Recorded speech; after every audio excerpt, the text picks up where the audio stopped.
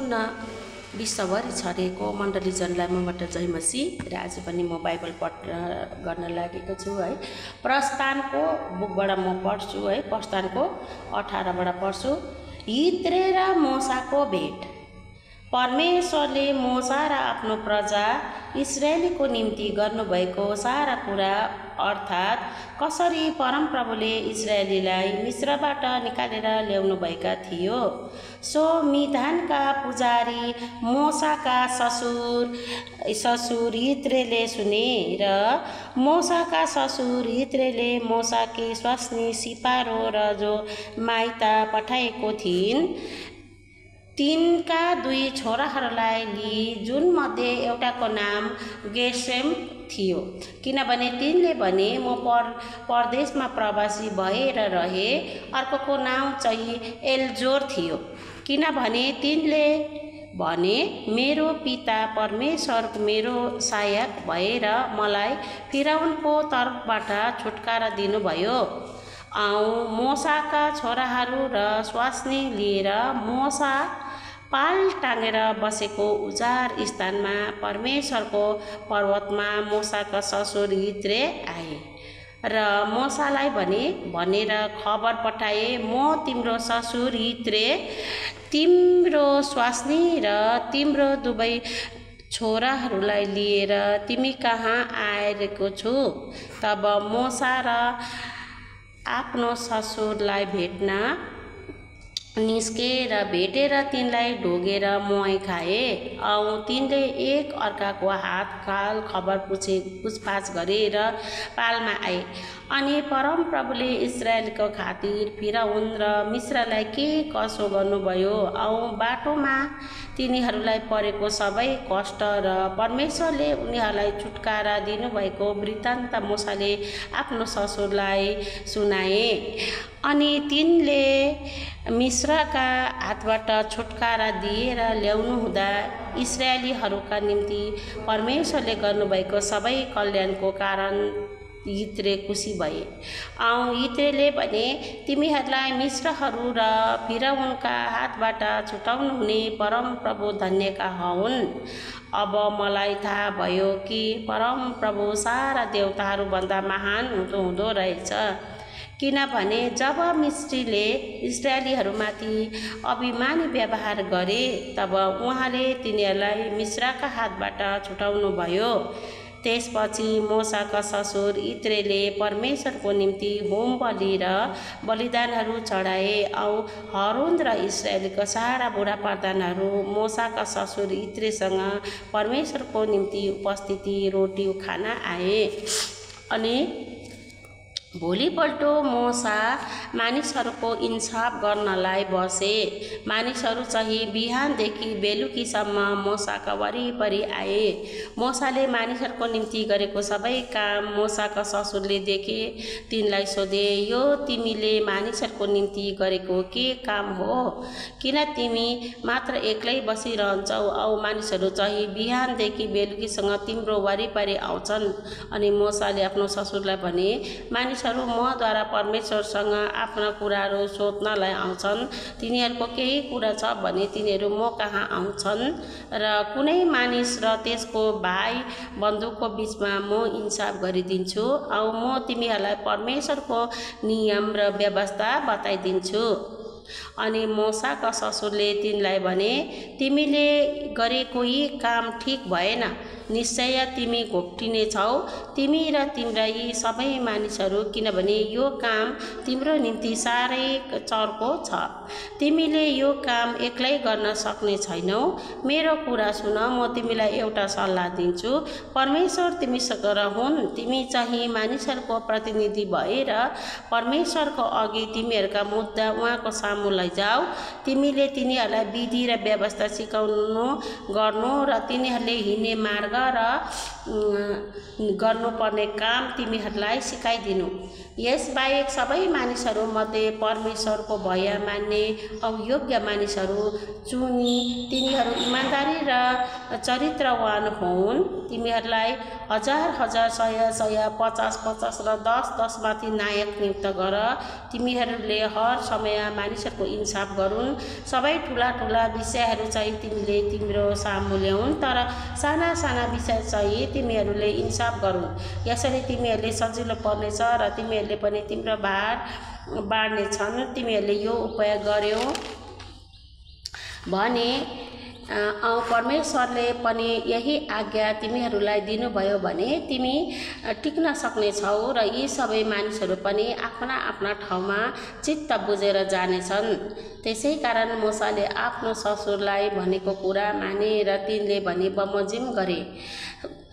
अनि मोसाले सारा इजरायलीहरूमध्ये योग्य मानिसहरूलाई छाने औ तिनीहरूले मानिसहरूमाथि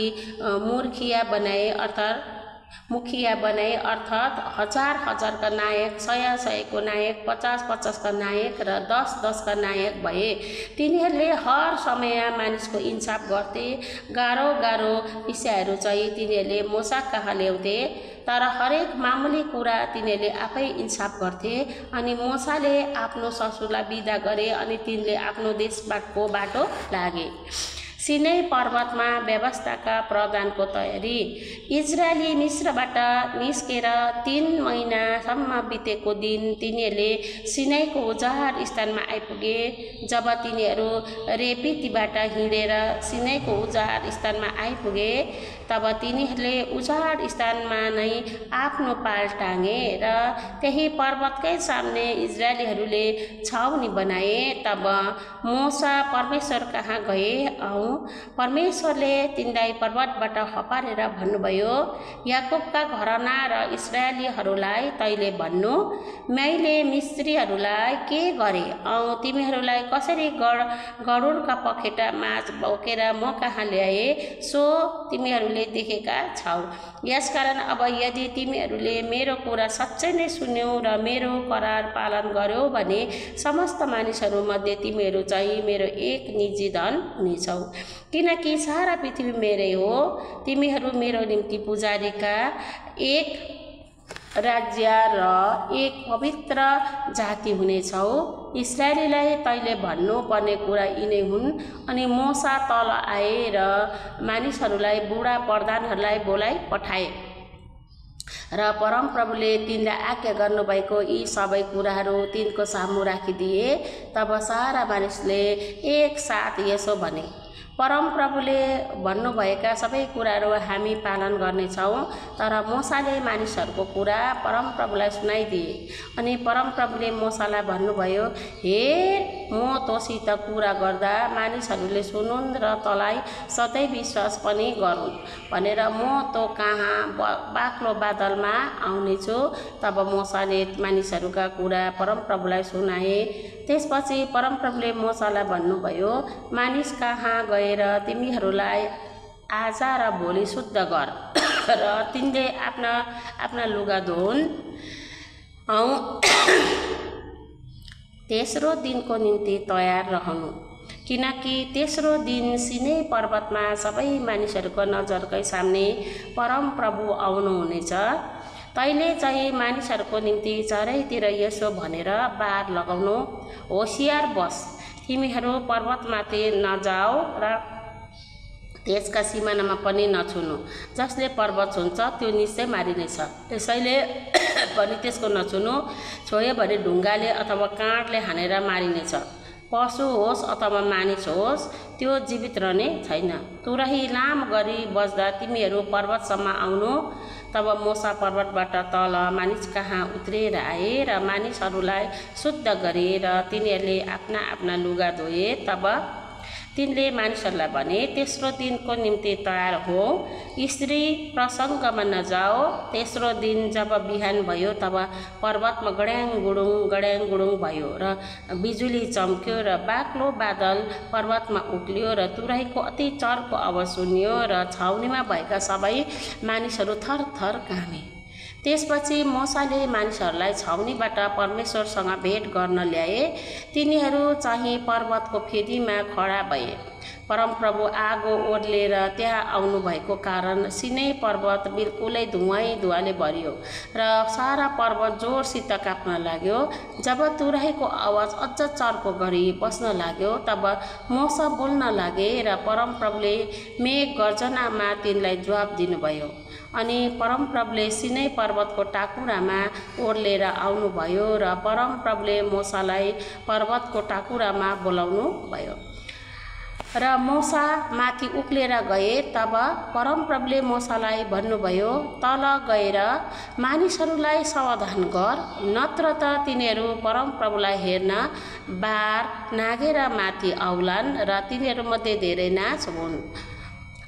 परमप्रभुको नजिक आउन पुजारीले पनि आफैलाई शुद्ध गरून्, नत्र परमप्रभुले तिनीहरूलाई तत्कालै नाश गर्नुहुनेछ।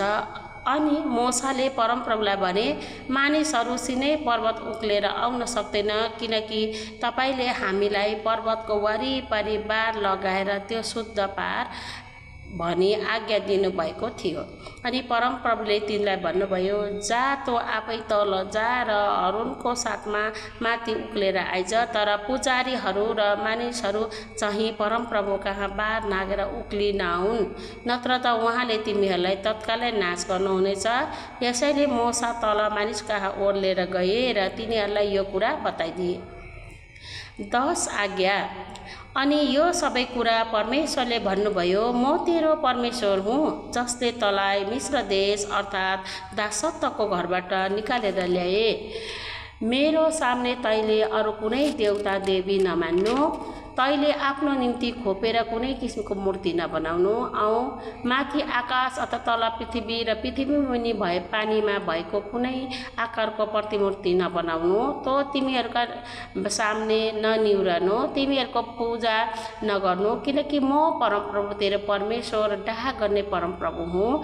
पिता पुर्खाले गरेको अधर्म र मैले अवहेलनाको दण्ड तिमीहरूको सन्तानहरू तिमीहरूको तेस्रो र चौथो पुस्तामाथि दिन्छु। तर मलाई प्रेम गर्ने र मेरो आज्ञा पालन गर्नेहरूको हजारौं पुस्तामाथि कृपा गर्ने परमेश्वर म हुँ। तैले परमप्रभु आफ्नो परमेश्वरको नामको व्यर्थमा नलिनु, किनभने उहाँको नाम व्यर्थमा लिनेलाई परमप्रभुले निरपराध ठहराउनु हुने छैन। विश्रामको दिन पवित्र मान्नुपर्छ भने याद राख। 6 दिनसम्म परिश्रम गरेर तैले आफ्नो सबै काम गर, तर 7औं दिन चाहिँ तेरो परमप्रभु परमेश्वरको निम्ति विश्रामको दिन हो। त्यसमा तैले केही काम नगर्नु।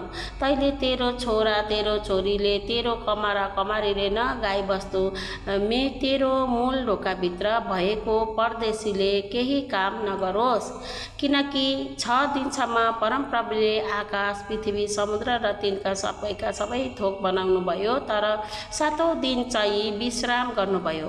त्यसकारण परमप्रभुले विश्रामको दिनलाई आशिष दिनुभयो र त्यसलाई पवित्र पार्नुभयो।